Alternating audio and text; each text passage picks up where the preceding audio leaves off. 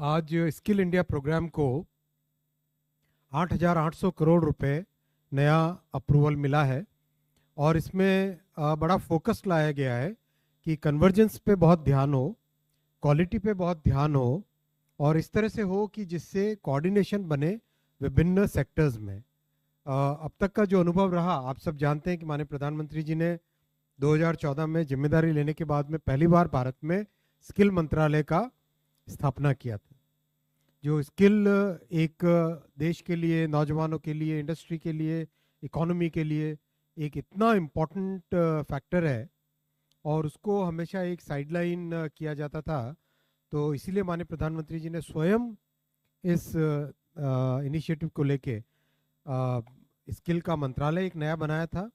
और लगातार इस पे फोकस करके उसमें सुधार करके अनुभव के आधार पे उसको और इम्प्रूव करते जाते। और आज बहुत डिटेल्ड चर्चा हुई, मतलब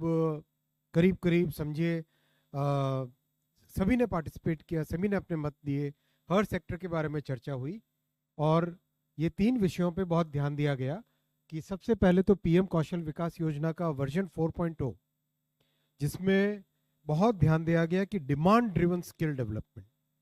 डिमांड मान लो आज के युग में इलेक्ट्रॉनिक्स की है तो इलेक्ट्रॉनिक्स के हिसाब से, आज के युग में अगर हॉस्पिटैलिटी की है, टूरिज्म की है तो टूरिज्म के हिसाब से स्किल कैसे डेवलपमेंट हो। दूसरा, जो ट्रेनिंग एंड सर्टिफिकेशन का प्रोसेस है उसमें इंडस्ट्री को कैसे ज़्यादा से ज़्यादा हम साथ जोड़ें, उसमें क्वालिटी को कैसे इम्प्रूव करें, उस पर बहुत ध्यान दिया गया। दूसरा, जो नेशनल अप्रेंटिसशिप प्रमोशन प्रोग्राम है उसमें भी आज विशेष मैं इसके पूरे डिटेल में भी जाऊंगा